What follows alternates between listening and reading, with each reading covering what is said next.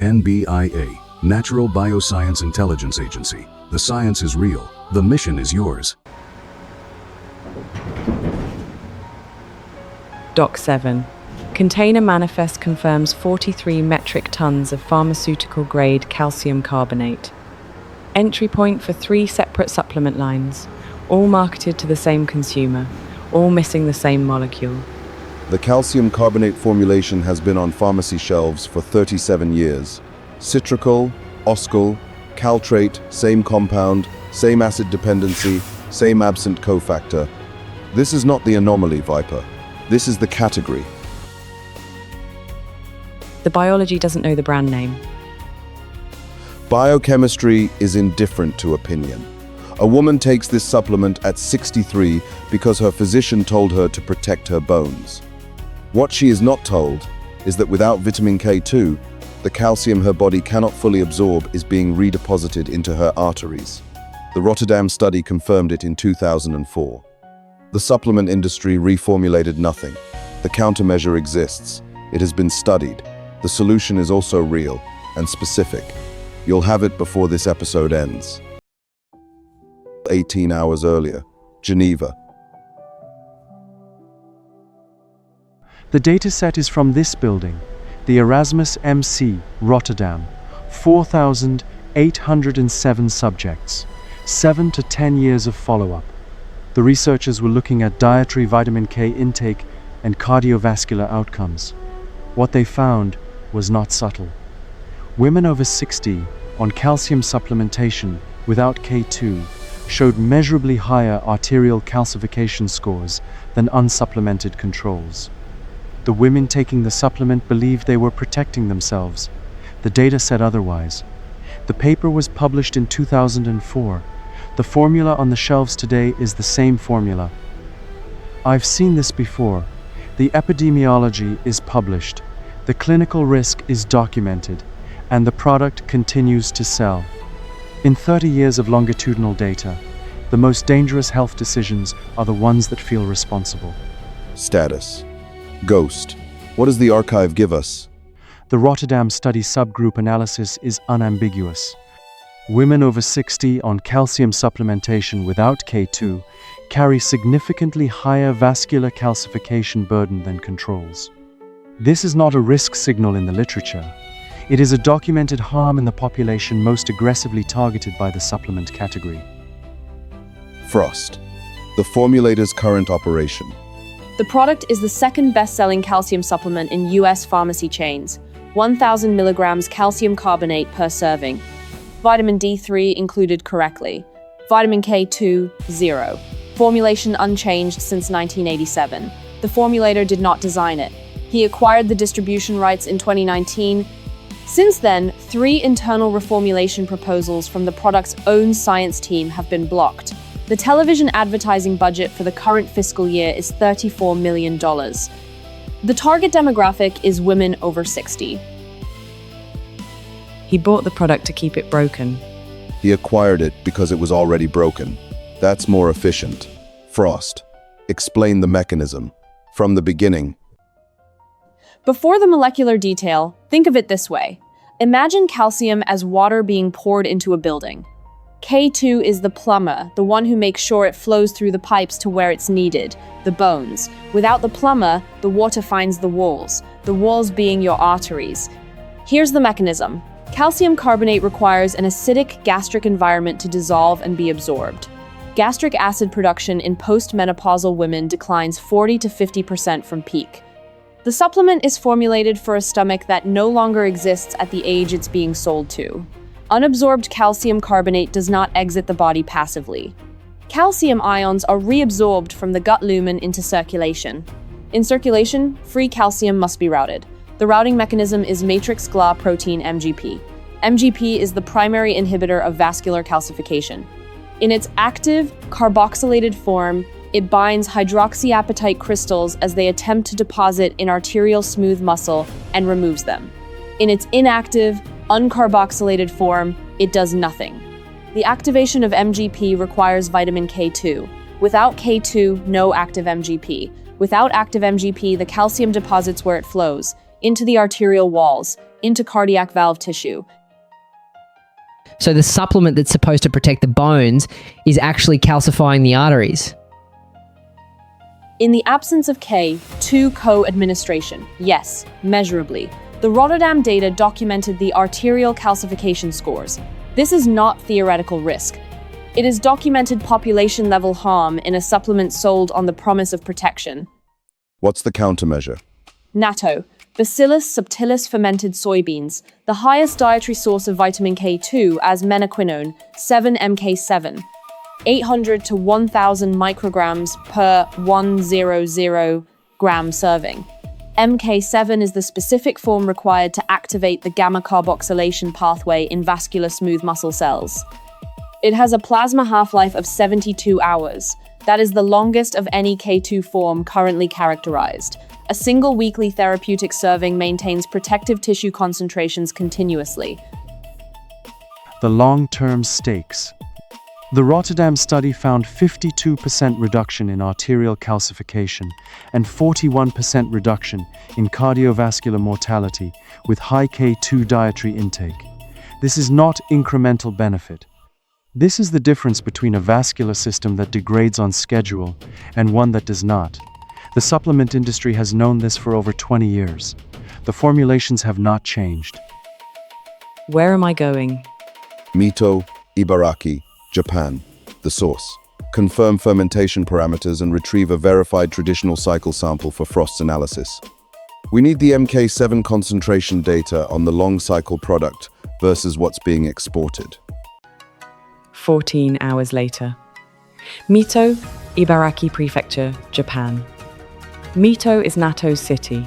It's been Natto's city for over 1,000 years. Bacillus subtilis grown on rice straw. The cardiovascular data from this prefecture is consistent with populations that consume it daily. This population does not supplement with calcium. They eat fermented soybeans for breakfast. Their arteries do not reflect the Rotterdam cohort.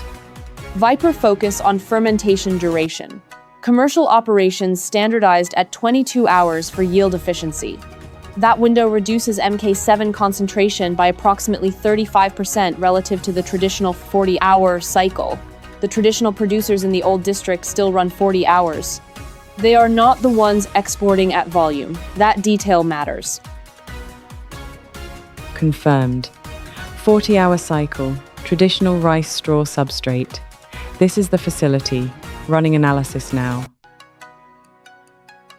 Steel field sample reads 940 micrograms, MK7 per 100 grams, traditional cycle product. The commercial export natto from the 2-hour operations averages 610 micrograms.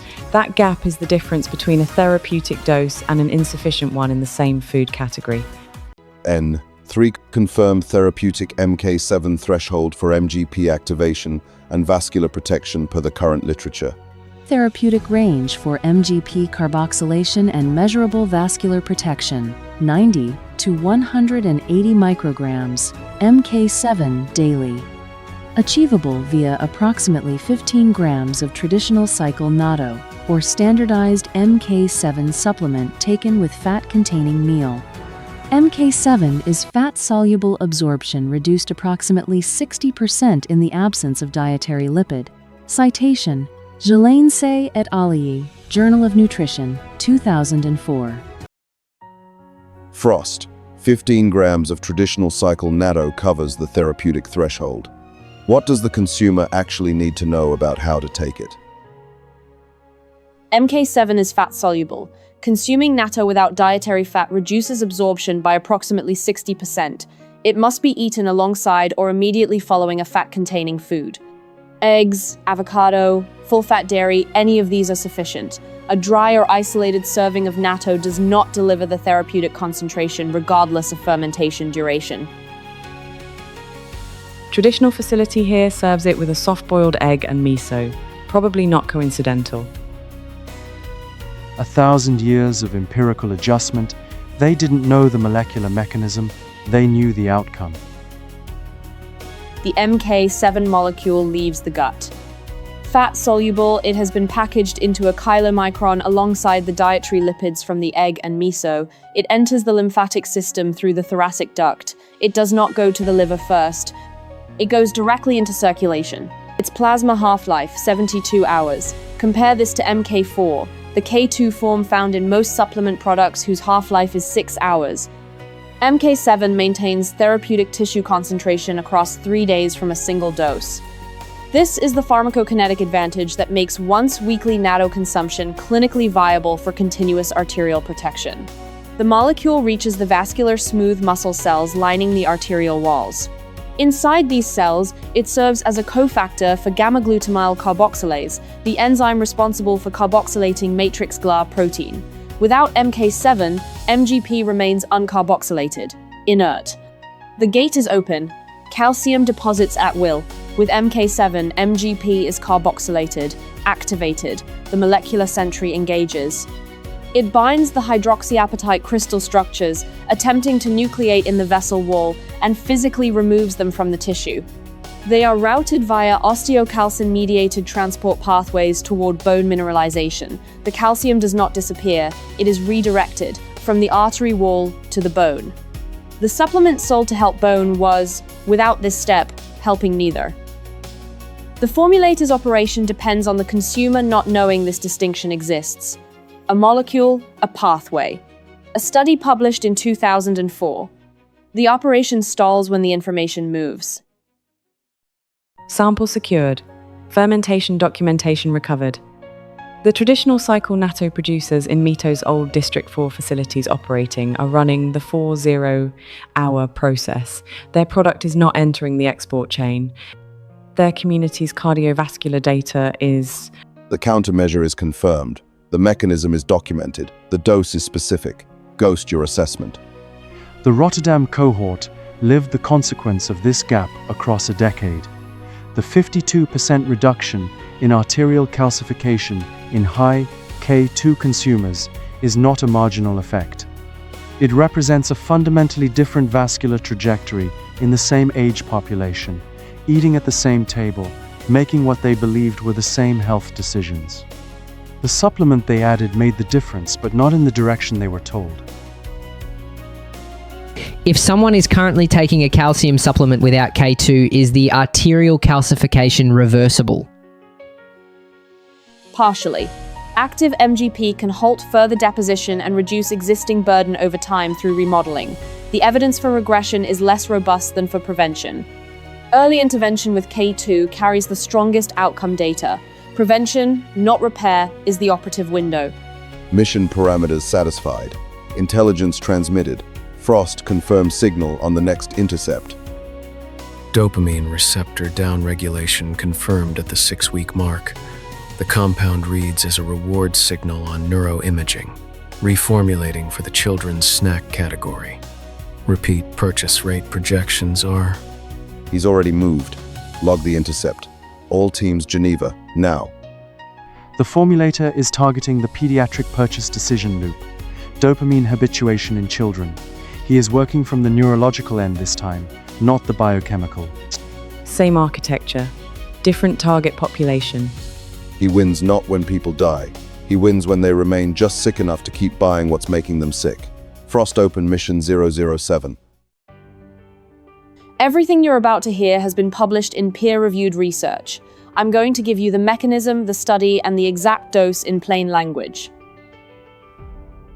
Your body has a system for preventing calcium from depositing in your arteries. It's called matrix GLA protein, MGP. In its active state, MGP physically binds calcium crystals forming in vessel walls and routes them to bone instead. The activation switch for MGP is vitamin K2, specifically a form called menaquinone 7, or MK7. Without K2, MGP stays inactive. Circulating calcium, including calcium from supplements, deposits in arterial tissue rather than being directed to bone. The supplement sold for bone protection, without K2, is contributing to the problem it was purchased to prevent. Jelensa and colleagues, Journal of Nutrition, 2004. The Rotterdam Study, 4,807 subjects followed for 7 to 10 years. Finding, high dietary intake of vitamin K2 was associated with a 52% reduction in arterial calcification, a 41% reduction in cardiovascular mortality, and a significant reduction in all-cause mortality. Vitamin K1, found in leafy greens, showed no cardiovascular benefit. The cardiovascular protective effect is specific to K2. Natto was the highest dietary K2 source in the dataset. Therapeutic range, 90 to 180 micrograms of MK7 daily. This is achievable with approximately 15 grams of traditional cycle natto eaten with a fat-containing food, because MK7 is fat-soluble. Without dietary fat alongside it, absorption drops by roughly 60%. MK7 has a 7-2-hour plasma half-life, meaning a single well-absorbed dose protects for 3 days. The detail the industry does not disclose.